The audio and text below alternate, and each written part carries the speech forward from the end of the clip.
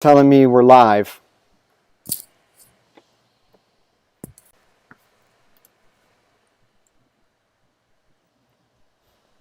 How's it looking on your end? I haven't seen anything yet. Max could probably see hers first on Facebook. Yeah, I don't see anything yet. I'm looking. Hi everyone, it's Kristen Burt for WeTV, and we headed out to the beaches You got in it? Los Angeles to find out what people really know It's about going? women in engineering.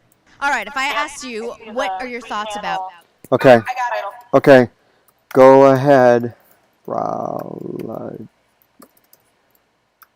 Yep, it's on.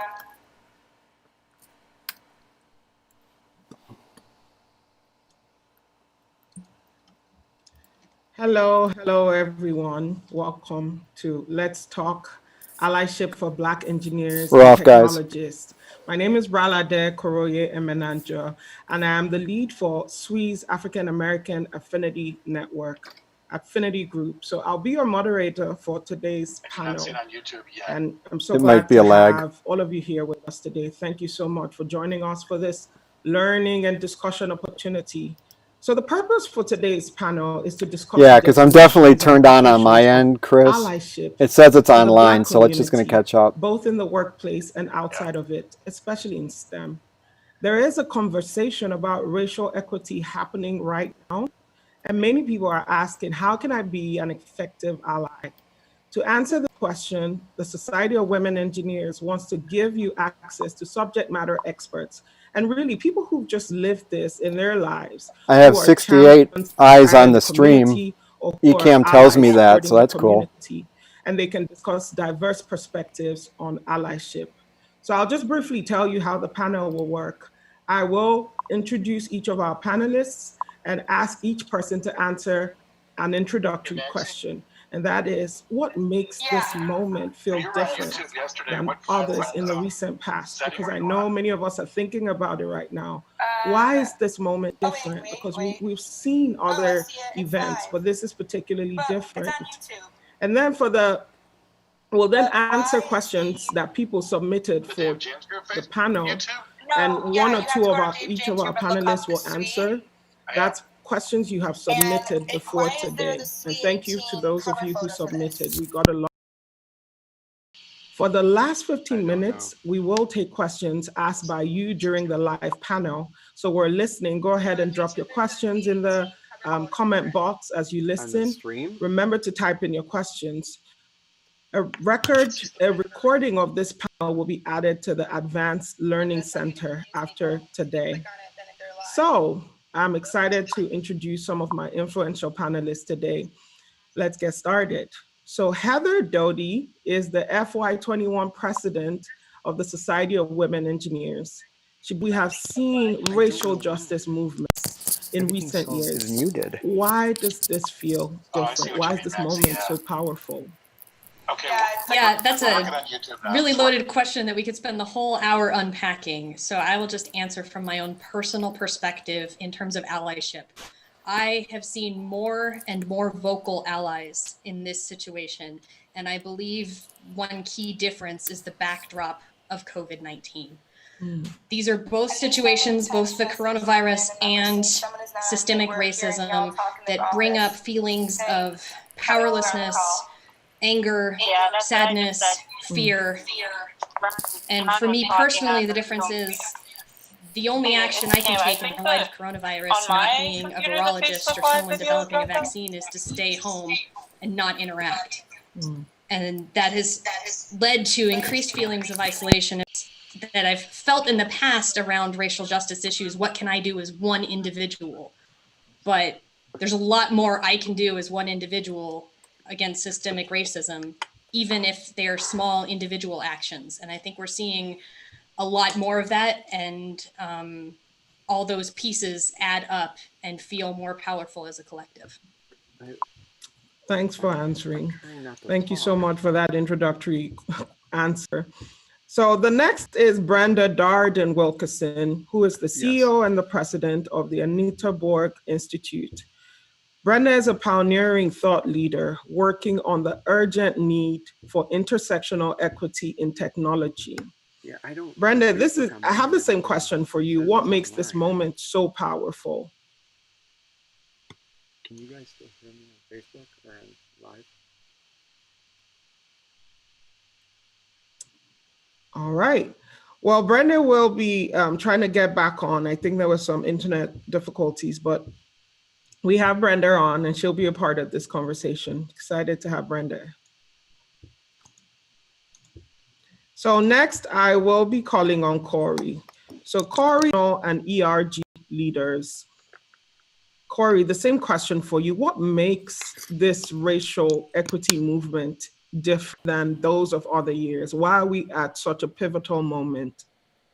Yeah, thanks, Brenda. And I want to thank SWE for organizing this and for the invitation and apologizing for my t-shirt here, but I wanted to make sure I represented with the logo here. Right. So I represent Dow, and what I think really is driving this in a Yeah, I got a different message that it was way paused than and I we've had seen to in the past restart it. It confluence should be events. catching up.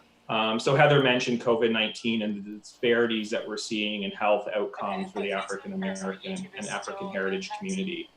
The very real, very traumatic, very horrifying video of George Floyd that was circulated around, in addition to a lead up of events over the last couple of months, including other individuals and other acts of violence that we've seen.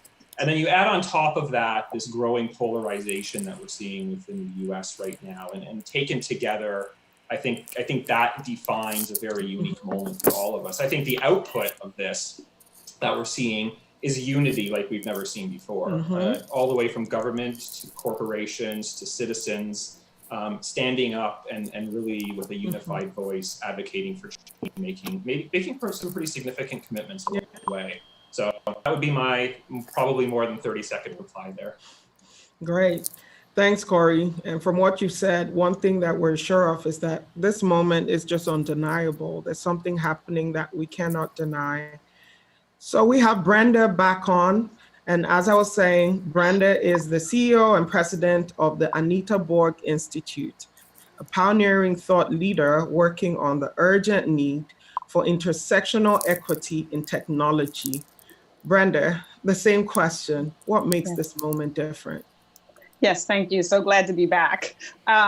I think it is and I've heard my fellow panelists say, I just want to underscore, it's the confluence of many things, right? A lot of these things, they're not new. And I'd love to talk to later about how some people seem to be shocked by them. Many of us are not. So it's not that they're new, it's the confluence of COVID, of economic distress, of now just really people living on the margins and living really close. I think the economic piece has made people much more sensitive to the needs of others around them. And as you said, it's unprecedented. And I just hope that we take the best advantage of this opportunity to make change.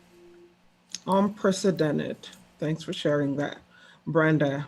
And lastly, Trina Fletcher PhD is an assistant professor at Florida International University. Trina has extensive experience across industry, nonprofit, and academia when it comes to underrepresented minorities and women in engineering and computing education. Her research areas include diversity, equity, and inclusion within K12 STEM education and the role of historically Black colleges and universities on the production of Blacks in STEM. Trina, same question for you. Why is this different? Sorry about that, guys. Okay, I'm unmuted now. Yeah. Yeah, so and I definitely want to give a shout out to SWE for hosting this panel, and thanks to Cameron for reaching out to me. I think that there's just some very uncomfortable conversations that are being forced to have at this point. I think there's two things that come to mind when we look at why this moment is different from others, and it's technology, number one, which is interesting, right? Because that's connected to us very closely as engineers. I think the second thing is the economic piece, and I think someone actually, maybe it was Brenda, just mentioned that if we're being brutally honest, Black people have been being executed in public, in broad daylight, since we got here in 1619. What's changed now is that a lot these murders are being captured on video. And the difference in that is that it's being publicized. And as we know, every household, for the most part, has a cell phone, even down to kids. And for many of us, even in just a few older generations, did not have access to some of these smartphones and technology like the young people and older people have today. And also the internet in general, right? So not just smartphones, but also the internet, where you can go look up slavery via Wikipedia and learn about the true history of this country in a way that has not been taught in schools and is still not taught in schools, whether it's K12 or higher education. So it's one of those situations where I think it's being forced in everyone's homes, and we have no choice but to look at it. The other piece of this is the financial aspect. And that, you know, if you look at the Montgomery, the bus boycott down in Montgomery, a lot of things didn't change until people's pockets start getting hit. And I think what's happening now with everything that's going on, folks are being hit financially.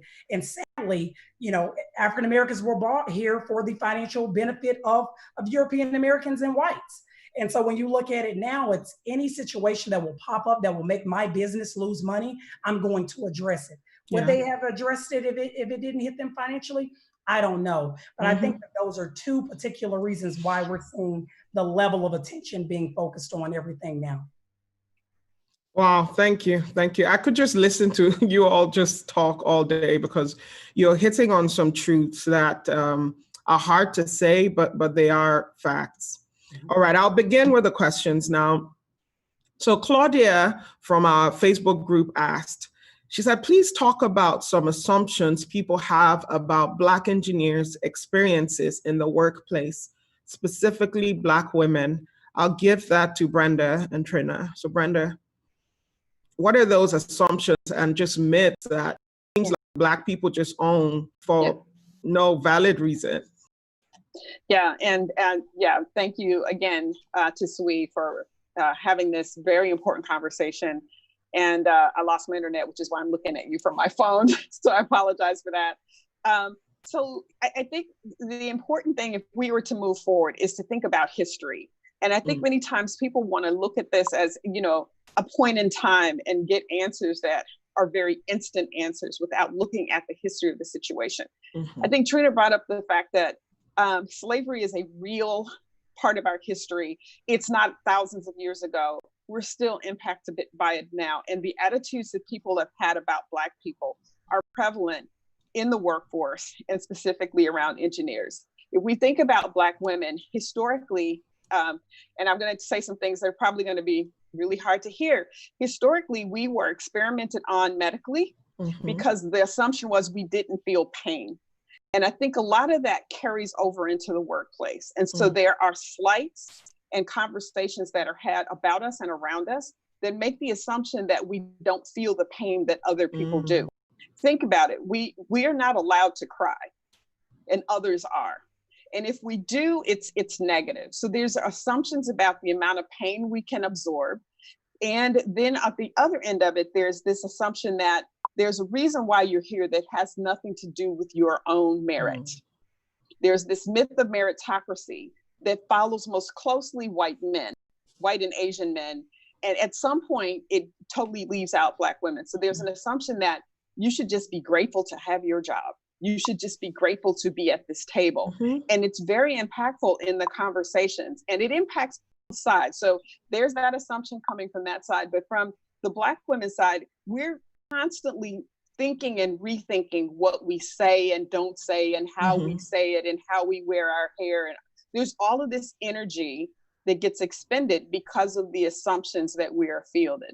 So at the end of the day, the assumptions are those that are born out of the ignorance of the past. They're born out of the prejudices and white supremacy, if we're just going to call it what it is.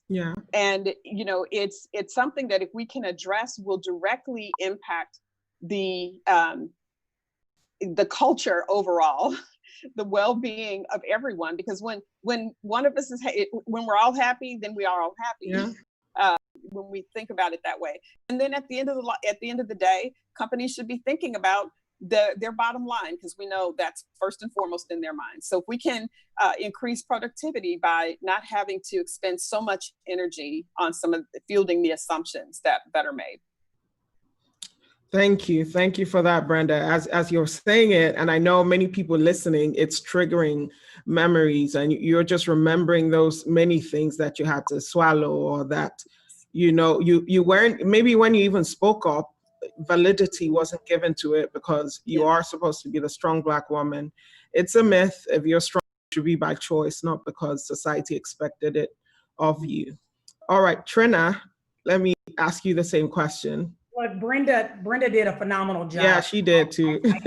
She did. The other thing I would add to that is the fact that, really hitting on some of the points she made. As a young engineer, I went into industry, and this is by no means a judgment towards the companies, because I know my bio is public at my institution's website. But because of experiences that I had while I was in industry, actually is what led me to obtain a PhD, so that I could actually have the credentials and a seat at the table to help make policy changes. And it was a direct result of experiences I had. And what I come to find out is the space of intersectionality, because of how women have been treated historically in the country, and then African Americans. So when we talk about the intersectional piece of what, and we like to have this umbrella term of women of color, and I think in the context of this conversation, we need to be very careful about that as well, because research shows that historically in this country, Black women are not treated the same as Asian women and Latinx women, but that's another conversation for another day. But I do want to say that based on my experiences, I went and pursued my PhD as a result of experiences in industry, because I had all hopes and plans and dreams of becoming a plant manager. That was my goal. That was my plan. But unfortunately, unfortunately, I changed directions. But like I said, I think Brenda did an excellent job answering that question. So I'll stop there. That's fortunately for us, Trina. So we're glad to have you in academia. All right. So my next question, and I'll direct this to Brenda and Heather. How can I advocate for the Black community without making the few Black employees who may not want the attention the focus of the conversation? So I'll just prefix this by saying that many times people think that, the minorities have, they like to explain. It's just as uncomfortable for an African-American person to have these conversations as it is for allies. But then it's our lived experience, so we don't really have a choice in that. So Brenda, would you like to take a lead on that? So sure. I think, again, we have to go into history. And I think if we're going to fix this problem, we have to realize this is a 400-year problem, and that people think, but that was then and this is now, and that's not true at all.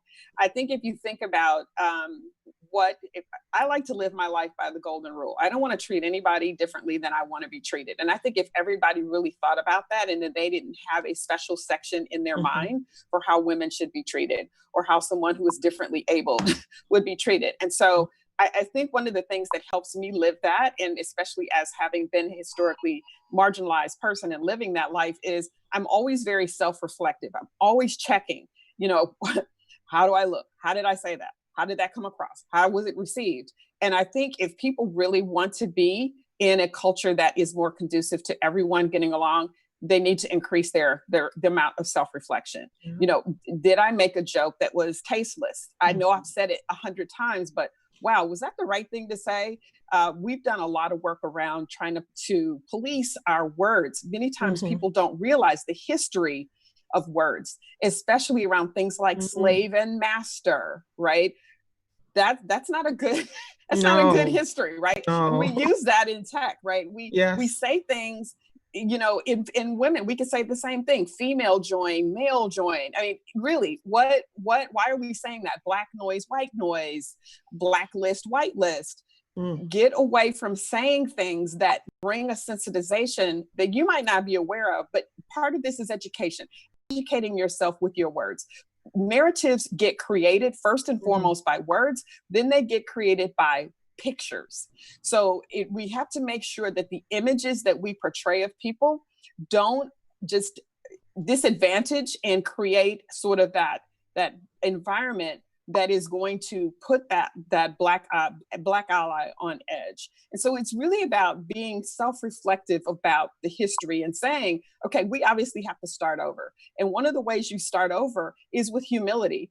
What I found many times is that allies want to be allies, but they're accustomed to being in the center. So anything that brings them out of the center, it causes them to be offended by being misunderstood.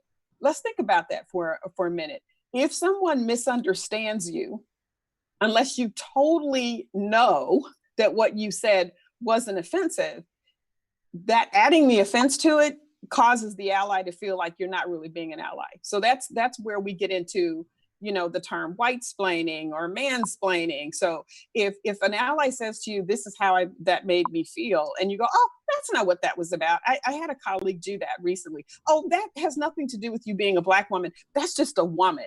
I experience that all the time. So now you're back in the center. So allies have to understand how to get themselves out of the center. If they really want to be an ally, they need to listen and be able to work from the Socratic method. Oh, okay, how did that make you feel? What might I have done better? What could be different next time? And that's gonna go a long, long way. Yeah. Well, thank you for that, Brenda. I'll let Heather get into it. Yeah, I just also wanted to share that I think a huge opportunity for allyship in particular is being that voice when the voice isn't present. Optimally get the voice present, but if you have the opportunity to ask the questions about why these voices haven't been heard, or and come from a place of curiosity as a way of, trying to avoid that defensive response that doesn't get us anywhere, right? But, I've been in situations where I've asked my superior, hey, were you aware that this interview panel that you put together might be off-putting to someone who doesn't look like every single one of them? Those opportunities are plentiful. And I think, not that I as a white woman can identify with the dual bind that comes with being a Black woman, but I have enough understanding of microaggressions and that unconscious bias and what that looks like, that I should have an advantage in recognizing it. And then being able to respectfully and tactfully, and from a place of assuming the person has positive intent, point that out in a way to make us all better. Excellent. Thanks for that, Heather. Great conversations going on. I'm going to ask you a question now, Corey. So does allyship mean giving up or apologizing for privilege? So this is that maybe middle balance that Brenda was talking about, where some people are like, I don't want to be completely flagellated or apologize for being who I am just because I'm white. And then some others feel like, okay, I need to go on the offensive. So what is that balance? Does that mean you have to keep apologizing for everything? Do you have to apologize for privilege? What does that mean to you, Corey? Yeah, no, it's a good question, and there it is, right? The dirty P word that's become, again, very, very politicized. And I think it's important for everybody to understand that privilege isn't something that you've done, right? It's not something that you single-handedly own. It's something that has been built into our systemic frameworks, government frameworks, institution frameworks over the last 400 years. And it's something that's done to us. What I think is important is to A, understand that, and B, you don't necessarily need to apologize for it because it's not something that you own or have done, but you have to recognize it. And that's the first step. So if you can recognize what your privileges are, and I've gone through the exercise, it's very easy to sit down one afternoon and just start writing out what you think your privilege is. And by no means is it comprehensive, because I think there's a lot of hidden privilege that has been embedded in a society over the years as well. But to start to understand that and then do something with it. I often say in allyship isn't binary. It's not you're an ally or you're not. It's certainly a progression that starts all the way from prejudice and works all the way through the different levels to being a champion or an advocate. And I can't blame anybody for where they are on that allyship spectrum, because that is informed by your life experiences and your history and where you went to school and who your friends and family are. But what I can blame people for is not trying to get better, not trying to understand your bias and your privilege and doing something about it. Because for everybody on the call, you know, for all the white males out there that feel like this issue doesn't apply to you or hasn't impacted you, that in and of itself is a very definition of privilege, right? And so recognizing that, being able to just ignore an entire issue that's going on in society around you is your privilege. And so recognize that in order to be able to address it, understand it, and do something about it to become a better ally. Thank you for that. I think I'll take the next question. So what is one significant thing that you would like all co-workers, and this question is for Trina, that you would like all co-workers and colleagues to change about the workplace to make it more inclusive? How can people who do not hold much power, wealth, or influence make a difference? And that question is one of the submitted questions. So go ahead, Trina. Yeah, I found myself historically giving the kind of textbook answer of what I believe companies need to do to see more inclusion in the workplace. But because of recent events and really what I've seen from my work that I just didn't speak out on, one thing that I'm going to just point out is that we need to start being more inclusive with the promotion of people into leadership positions. The perfect example that I give on the academia side is Gary May. Dr. Gary May is the former dean of the College of Engineering at Georgia Tech, and he's now the president of UC Davis, African-American man, very involved with the National Society of Black Engineers, and is very vocal about what is happening in our country right now, even in his position of power. And we all know, most of us know, that Georgia Tech is a top engineering program in the country, but it wasn't until he got into his position of power that we started to see numbers change. And I think Georgia Tech now is a top producer of Black engineers in the country. And you don't make that happen at a top 10 engineering school that historically institutions have discriminated against certain populations, not particularly speaking to Georgia Tech, but you can't make that happen and make that type of change unless you start to make changes in leadership. And it's unfortunate that it has to be like that. But I think to see the level of change and inclusion that we want to see, we have got to start seeing more people of color and more people of diverse backgrounds or diverse thoughts, physical capabilities. We need to start seeing the promotions of people in leadership to be a little bit more diverse, to see the inclusion that we want to see. Awesome. Okay. Thank you, Trina. Did anyone want to add to that? I'd love to, if I could just add quickly. We have to get away from tokenism. You know, and I think that again bears that history of, you know, historically, if you look at the images that you see that represent inclusion, there's only one Black person. There could be 100 white people, but there's one Black person. That translates over into recruiting, to a place where people recruit that one Black person or that one woman in tech, right? And one in an environment that's not really set up to receive that person, makes for that you know, circle out the door, revolving door issue. And so we have to change our attitudes about what is normal. If it's normal to hire 100 white engineers, it should be okay to hire 100 Black engineers. I think our whole narrative over what diversity and inclusion looks like. There's this big deal about, well, Black people are 13% of the population. So at most, we should be looking to get to 13% of the population with Black people in any instance, where white men are 31% of the population, but they're normally 60, 70, 80%, and that's normal, right? So it's like beginning to examine our normal is the only way, because, you know, it's just like a thermostat, you know, it kicks in when the abnormal happens, right? And if our thermostat is, it's abnormal to have more than two of y'all, we're not going to have more than two. And then we're going to have a revolving door policy.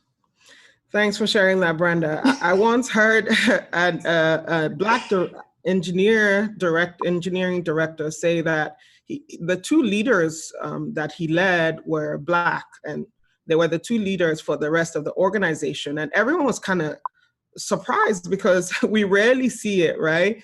But he said that when people would question him, he would ask, what about the other person who has all white employees, for example, or all Asian employees or leaders in their organizations? What about that? And they were the best from the set that we interviewed. So that's an interesting take that you brought on there. We have to start rethinking these things instead of doing the whole slot thing.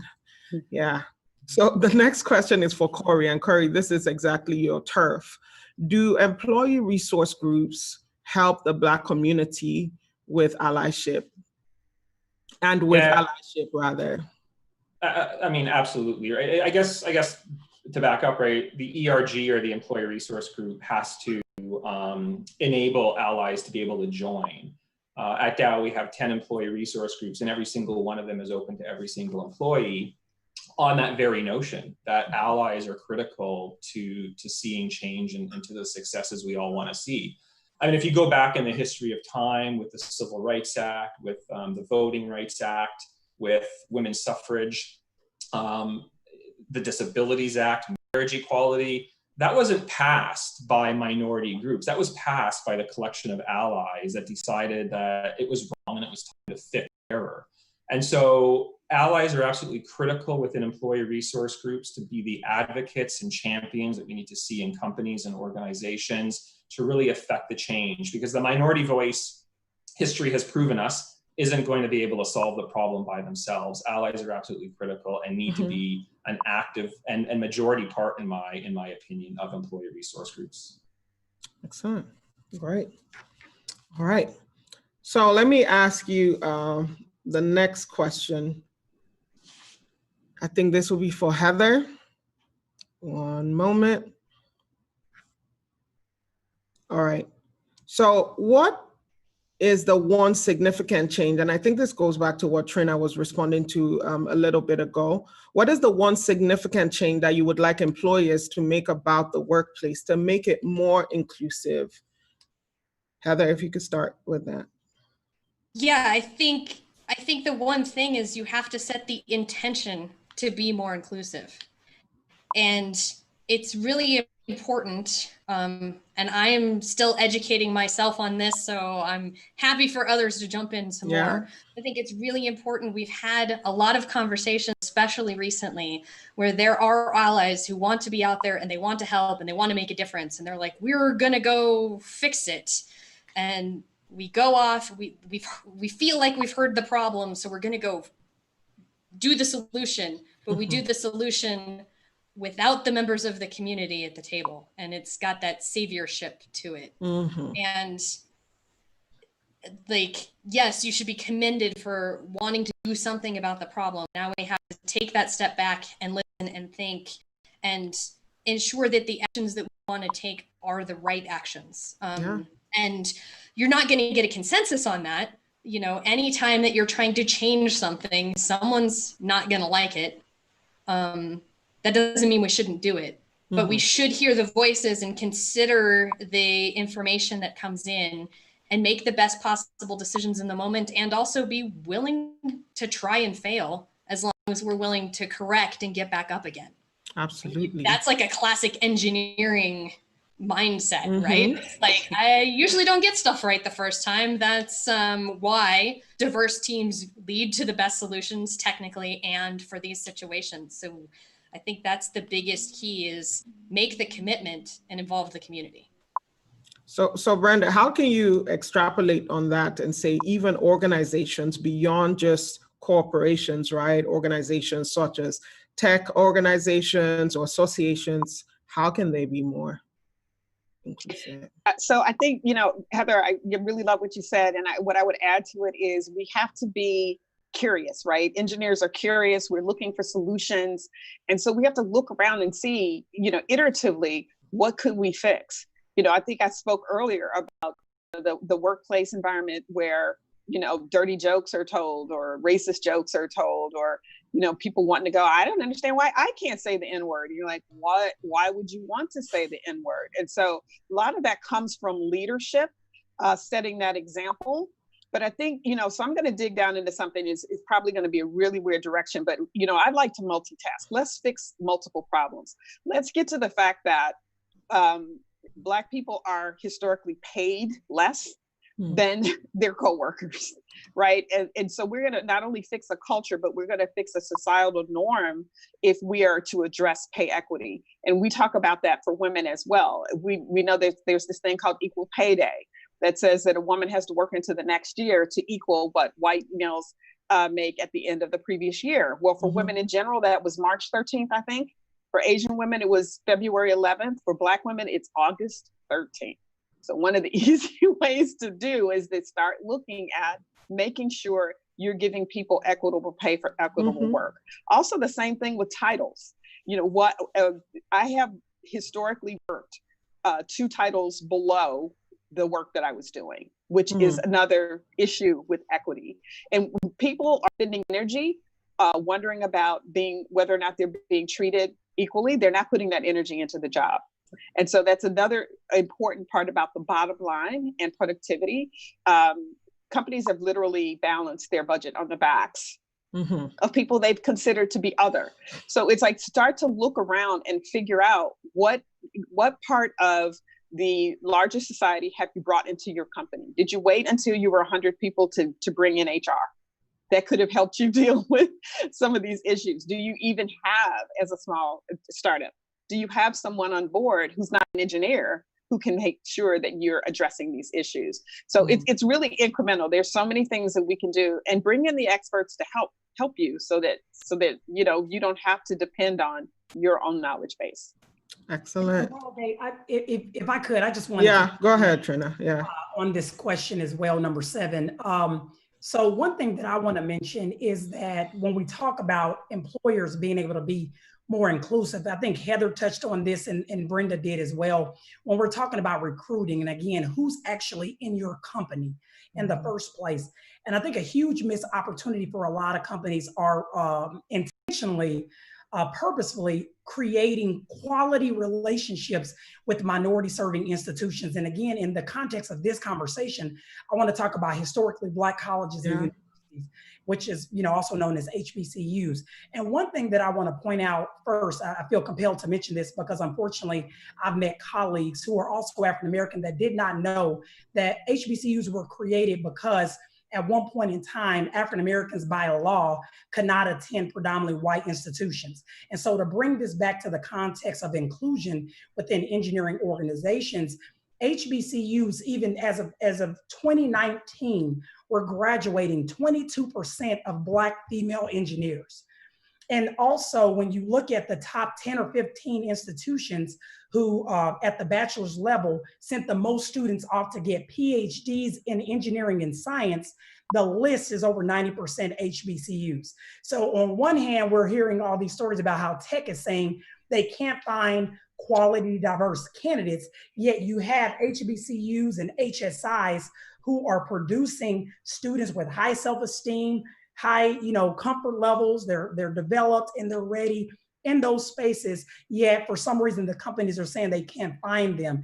And it goes back to what I think Brenda said about what's layout or foundation have you set within your company around your hiring practices? Why is it so hard to believe that you find 5 to 10 high quality Black women to hire your company? Is it that you're afraid that someone's going to wonder, why did we just have 10 Black females come in engineering roles? Because historically you've never had it. But I think now is the time to see the shift in the STEM fields as we're seeing the shift at a national level with what's going on in our country. Wow, sis. We could just end right there and it's like I have to get that in before. Preach, absolutely preach. It's amazing. Like, oh, we don't have enough people. They're out there. They are. You should call Trina if you have that issue in your company. She can help. All right. So one of the things I want to ask is, from your professional and industry experience, we would like to hear, and this is a question from Brittany Carter, and thanks for putting this in, Brittany. We'd like to hear from the panelists what the best example of allyship from their careers has been. Anyone? Mind if maybe I'll start? So you might not recognize me as being somebody who would have an ally that they can point to as being incredibly influential in their life. But when I first joined Dow, I was still in the closet and very much hidden and wanted to sort of test out, get the lay of the land, so to speak, to really understand whether Dow was serious about what it was preaching. I quickly realized it was, and I still wasn't comfortable with coming out in the workplace. And I know that this topic today is on the African American, African heritage community, but I think allyship translates across all demographics. And what I would say about allyship is you never really know what impact you're going to have until it's happened. Allyship is almost, it's sort of all the stars align. And there was a single person in my life, in my professional life, who reached out at just the right time, said the right words. I was open to receiving allyship at that time. And that moment, I can unequivocally say was probably the most consequential event in my entire professional career. It really set me on a path that I would not have been on if that ally didn't reach out at that moment and at that time. So my advice to allies is to just be present, let people know who you are, be out there, right? Wear the symbols, wear the swag, so that there's these visual cues to members of minority communities that you're there to support them, and you never know whose life you're going to tremendously impact one day, but I guarantee you it will happen at some point. Thanks for sharing that, Corey. Thank you so much. Who else? Brenda. I'd love to share an example. So, and I'm going to call him out. Yeah. His name is Dr. Dale Reed. He is a professor at University of Illinois at Chicago, who I met during my time at the district in Chicago Public Schools, when, a bunch of us separately had this crazy idea that computer science should be at the core. And so I started working on it within CTE and talking to my bosses who all thought I was crazy. And I had to go through the filter first. Do you have the credentials to even think about this? And then they find out I was a computer scientist, and I'm like, well, but why should you know? All of that was going on, and our paths crossed.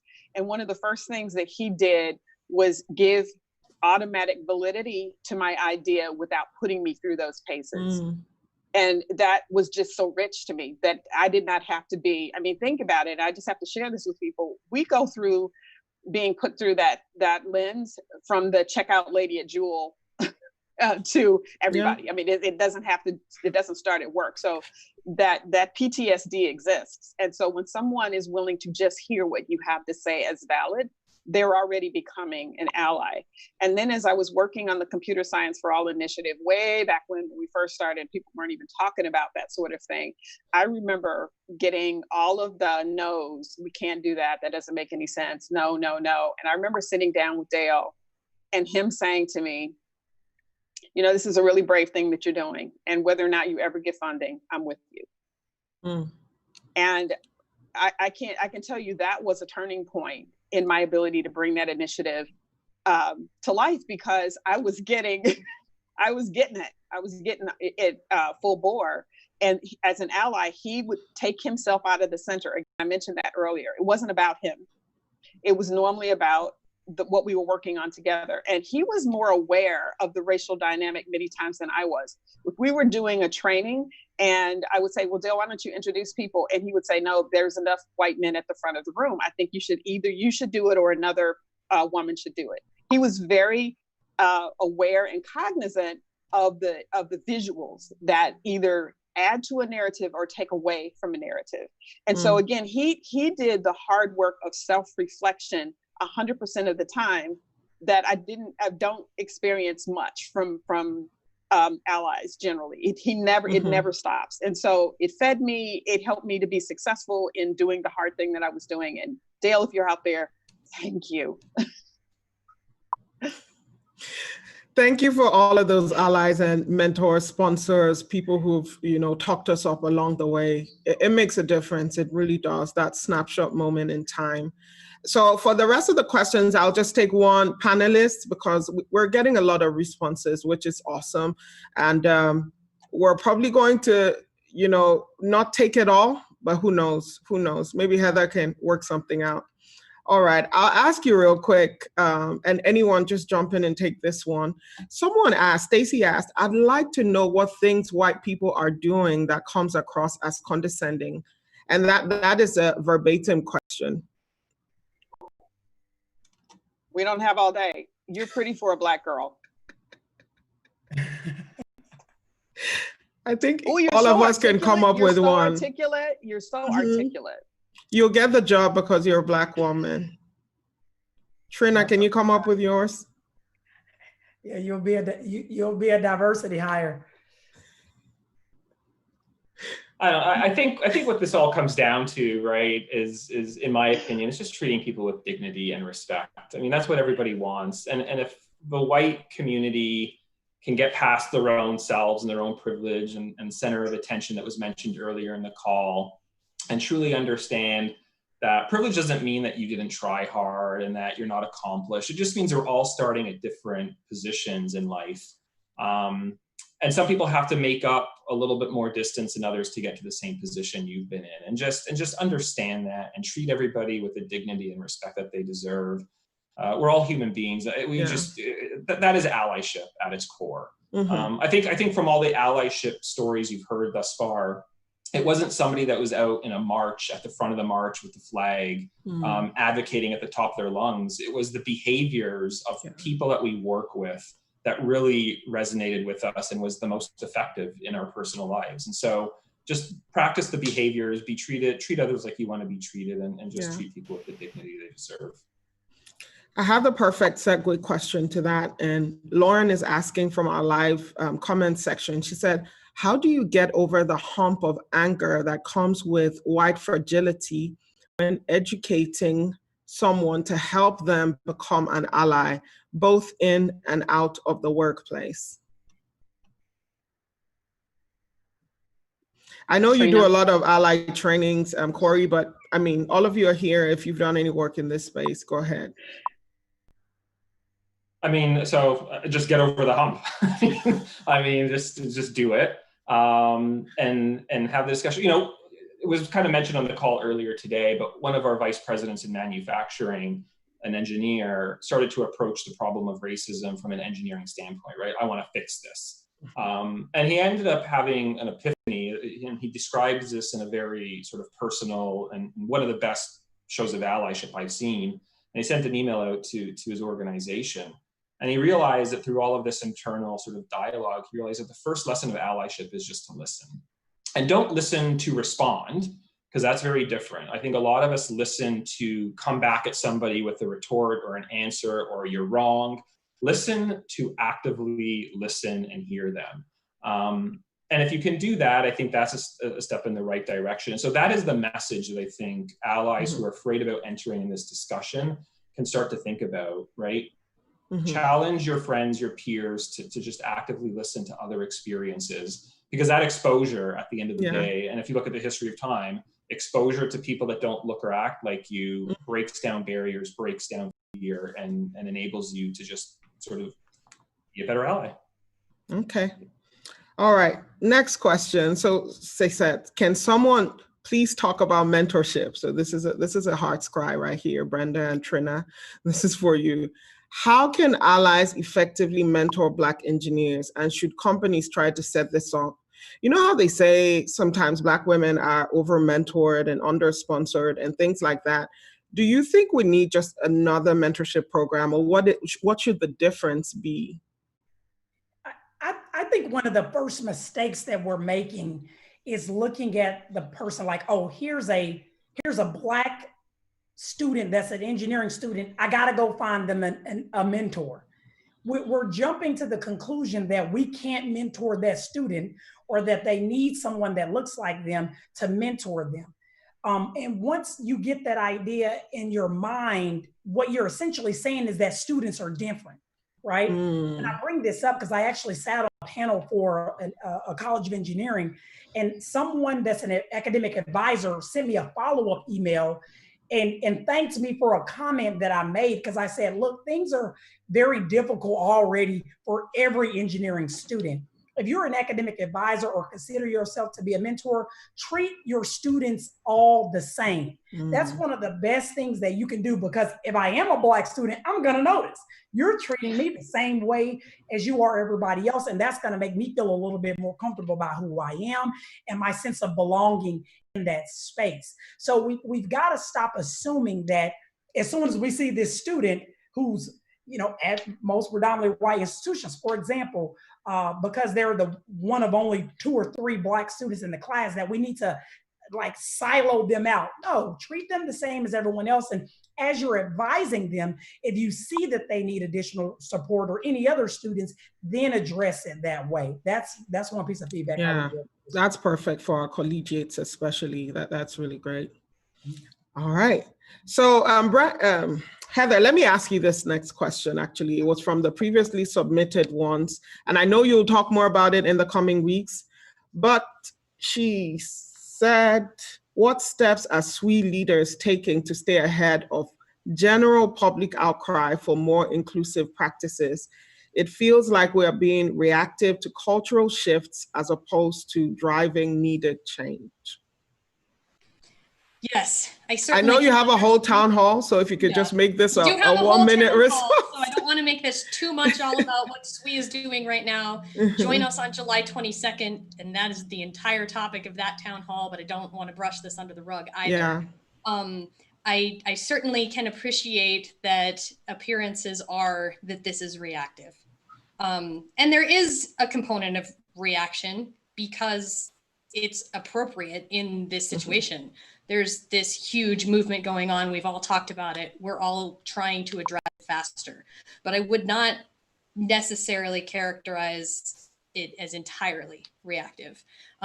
We very deliberately added diversity and inclusion as one of our key pillars to our strategic plan over 2 years ago, recognizing that we aren't where we want to be internally with our own demographics, purporting ourselves to be this organization that's great on diversity and inclusion. And we as leaders heard ourselves making the same excuses that we hear from companies about why women aren't in leadership around racially diverse folks. And that's unacceptable. And so we recognized that we had work to do. And quite frankly, I don't think we've been doing it as fast as we wished. So yes, perhaps these recent events are a little bit of a kick in the pants and we're accelerating a little bit. It's also a little bit a matter of timing because, you know, we start a new fiscal year, we start looking at what we can do. And, you know, talks about adding a special director to our board to bring a more diverse perspective. We've had these discussions in the past, opening up that call to a lot of folks to submit recommendations. That was a reaction because it was one of those opportunities of let's see what else we get, let's listen.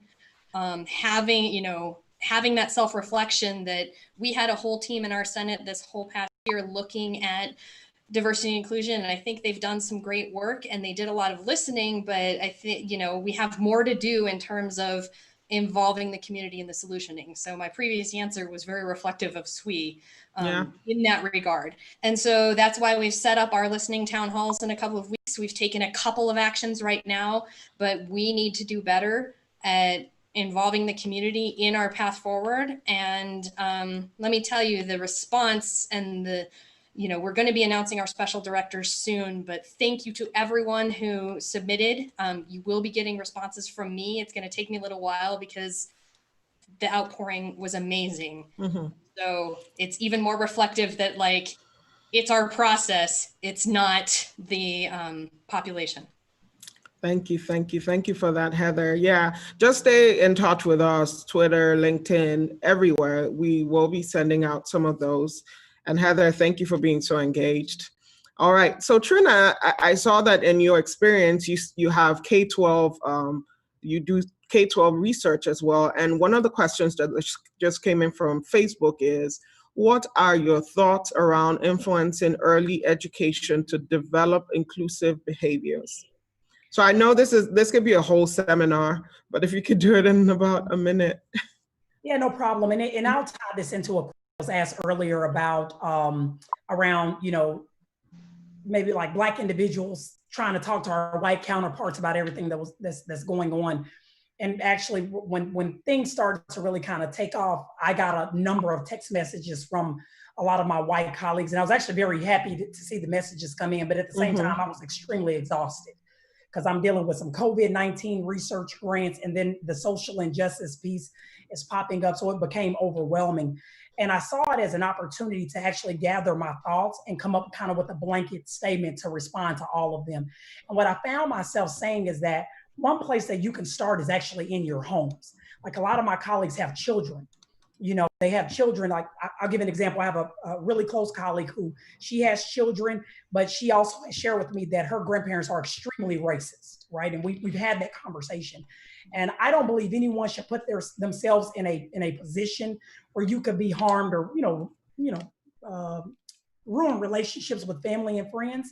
But one place that you can start is in your own house with your own children and discussing with them what is going on, so that as they go to school or they're out at their after school programs, you planted the seeds of what you want them to know and what you want them to believe, so they can be less influenced by what's going on around them.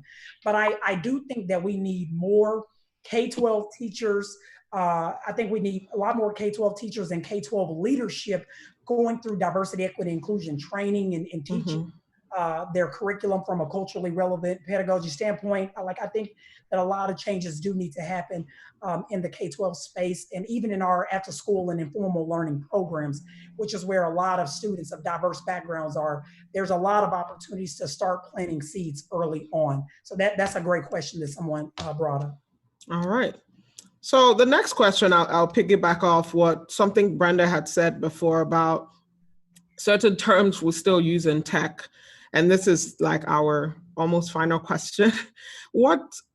What steps can be taken to modify common words that are not inclusive? So things in tech for like process automation, someone specifically told me the slave and master, she has to use it in her work, but she never uses it. She always looks for something alternative to call. So thinking of that as a trigger for someone, or just wrong, it doesn't even need to be a trigger to be wrong. What do you think those steps should be for that to be corrected in the industry? So I'll just throw out, I think it starts with humility. I think there was a particular term someone was using in one of our executive team meetings. I think they said open kimono. And then someone brought up the fact that had a historical significance that was negative to the Asian community. And what I was saying in that sense was, okay, don't be offended, you didn't know, but let's learn and let's move forward. So it has to be an iterative process where if somebody brings up what a term means, what we've seen in the past is people say, oh, you're just so sensitive. It returns back on the person who is trying to attempt to give an opportunity for things to turn right. So if we can, leave all of that ego at the door, speak to each other like we want to be spoken to. If someone brings up, that's a challenging term, let's all figure out how we come up with new terms. I think one new thing I would love for people to come up with is the phrase women and minorities.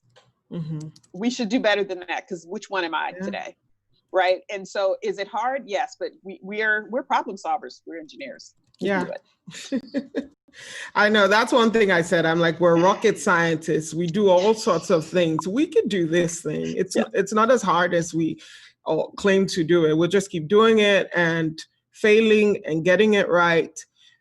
We're wrapping up now, but one of the things I just want to quickly share is that I'm Nigerian by birth, and I came to this country, and a lot of what I'm able to enjoy now is because of what the African Americans have made possible in this country.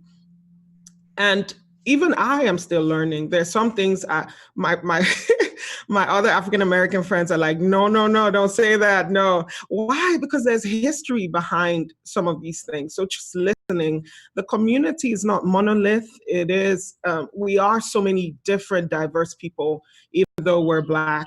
So that's another place to start to learn from. I just want to thank SWE for organizing this event. I mean, we're all here today because you all responded, panelists. I mean, we called on you not too long ago and you made time out, and this must be a pretty busy time in your lives. So thank you so much for sharing this time with us. If you'd like to say thank you real quick. And no, this is great. Great leadership. Yeah. Thank you so much to Zui and to Heather. All right. Absolutely. I want to say thank you to Braladig. You were a driver. Yeah, absolutely. And we needed it to happen. So thank you. Thank you. And Cameron and the DJG group. Thank you, Corey. All right. Thank you, everyone. Have a nice Thanks. day. Yeah. And we'll talk again next week. Take care. Bye.